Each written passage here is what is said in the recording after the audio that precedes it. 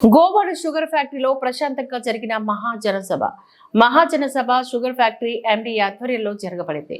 ఈ సభలో మాజీ ఎమ్మెల్యే కరణం ధర్మశ్రీ మాట్లాడుతూ తాము అధికారంలో ఉన్నప్పుడు ఫ్యాక్టరీ 188 కోట్లు అప్పులో ఉంటే 88 కోట్ల రూపాయలు తీసుకొచ్చి అప్పులకు కొద్దిగా జమ చేసి రైతులకు బకాయిలు కూడా చెల్లించామని అన్నాడు. రాష్ట్ర హౌసింగ్ చైర్మన్ బత్తుల తాతయ్య బాబు మాట్లాడుతూ తాను ఒక రైతునేనని ఫ్యాక్టరీని ఎలాగైనా మూతపడిపోకుండా నిలబెట్టి రైతులకు గిట్టుబాటు ధర వచ్చేలాగా ప్రభుత్వంతో మాట్లాడి తీసుకువచ్చేలాగా తన వంతు కృషి చేస్తానని సభాముఖంగా తెలిపాడు. చోడవరం నియోజకవర్గ శాసనసభ్యుడు KSNS రాజు ఈ సందర్భంగా మాట్లాడాడు.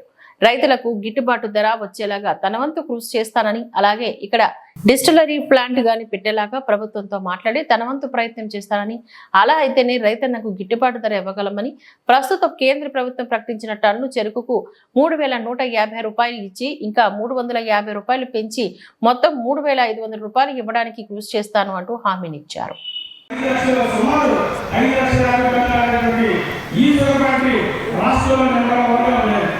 ఈ రోజు రాష్ట్రంలోని అన్ని శాఖ మన జిల్లాలోనే తుంపాల ఏకపాక తాండ ఫ్యాక్టరీ కూడా మూసేస్తే మరి ఏకైక షుగర్ ఫ్యాక్టరీ మన చోడవరం షుగర్ ఫ్యాక్టరీ ఉంది.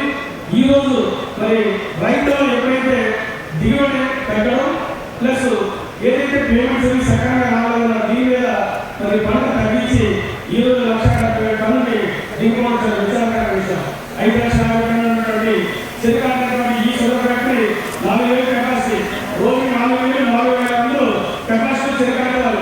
ఈరోజు 3,000 కూడా వాళ్ళ పరిస్థితి తీసుకొచ్చారు. అది కూడా మరి 1,70,000 దిగుబడి చెప్పిపోతే మన ఇండస్ట్రీ కూడా ఇబ్బంది కలుస్తుంది. మరి పెద్దలు ఎంపీ గారు సీఎం రమేష్ గారు కానీ వీరేంద్ర రాజు గారు కానీ అలాగే మన మాటలు శాస్త్రాలు మండల కానీ ఆల్రెడీ మాట్లాడడం జరిగింది. మరి ఈ రోజు వాళ్ళ పెద్దలు రైతులు చెప్పారు కుటుంబంలో వచ్చింది, కుటుంబంలో గతంలో మీరు ఇవేమైనా అన్నారు చేయాలన్నారు, తప్పకుండా మాట కట్టుబడి ఉండే జరుగుతుంది. ఏదైతే ఈ కుటుంబ ప్రభుత్వం ఉన్నటువంటి మా నాయకులంతా కూడా మన సీఎం రమేష్ గారు కానీ లేకపోతే మన సత్యామూర్తి గారు కానీ రాజు గారు కానీ అలాగే జనసేన సోదరులు PVSN రాజు గారు కానీ BJP గారు అందరూ కూడా అదేవిధంగా ప్రతిపక్షం ఉన్నటువంటి ధర్మశ్రీ గారు గౌరవించాలని అందరూ కూడా ఇక్కడ అందరూ సభ్యులు రైతుల్ని మన ఫ్యాక్టరీ బాధ్యత మన అందరూ ఏకైక ప్రకృతి ఇండస్ట్రీస్ వచ్చిన మనం ఈ ఫ్యాక్టరీ ఫ్యాక్టరీని కాపాడాల్సిన బాధ్యత ప్రతి రైతు సభ్యులు కూడా ఉంది, అలాగే నాయకులు కూడా ఉంది. తప్పకుండా గతంలో నాకు తెలిసి 2001-2002 కూడా అప్పుడు కోటి ఇండస్ట్రీ వస్తాడు కొంత కామెంట్ చేశారు. సార్ కోటి ఇండస్ట్రీ వస్తే మరి ఇబ్బంది అవుతారేమో కాదు. ఆ కోటి ఇండస్ట్రీ వల్ల మన అతనే ఒక ఇంకా మాత్రం ఫ్యాక్టరీ నిర్మాణం జరిగింది. మేము అందరూ కూడా చూసి ఉన్నటువంటి గతంలో శ్రీకృష్ణ సమాజ గారు మేము సూర్యరాజు గారు కూడా ఒకసారి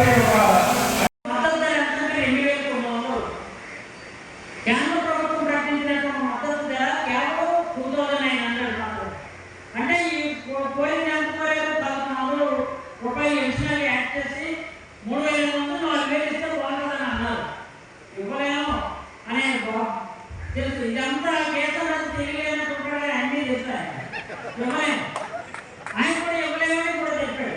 కానీ చెప్పగలరు రాజకీయంగా మాటలు మాట్లాడాలి కదా అని చెప్పాడని అన్నారు.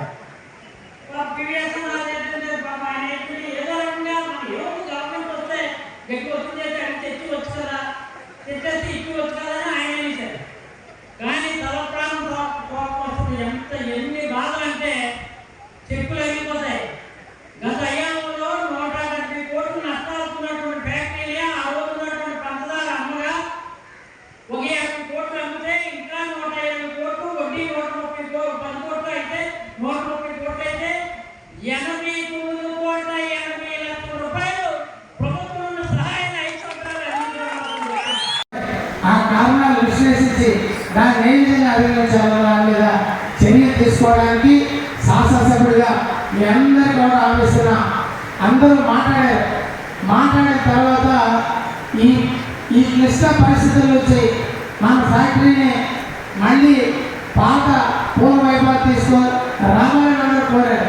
తీసుకురావాల్సిన బాధ్యత ఎవరి అంటే మరి కలెక్టర్ గారు ఉన్నారు, లేదా రాష్ట్ర ప్రభుత్వం ఉన్నది, లేకపోతే మాది కూటమి ప్రభుత్వం కాబట్టి వాళ్ళని అడగాలి వీళ్ళని అడగాలి అని చెప్పి తప్పించుకునే మనస్తత్వం నాకు కాదు. మహాసంసభలో చెప్తున్నాను, మళ్ళీ చోడవరం శేఖర్ చక్రం వర్మ గారిని దారిలో పెట్టే బాధ్యత శాసనసభ్యుడిగా నా భుజస్కంధాలు వేసుకొని ఖచ్చితంగా మళ్ళీ పూర్వైపు తీసుకురావడం కోసం నేను పనిచేస్తాను. దాన్ని ఏ విధంగా సాధించాలనడానికి కష్టమైన నష్టమైన మరి నేను ప్రజలు కోరేది దయచేసి మీరందరూ సహకరించండి. మనం ఆ పార్టీ మీటింగ్ పెట్టుకొని ఏం చేస్తే బాగుంటుందన్నది ఆలోచించాలి.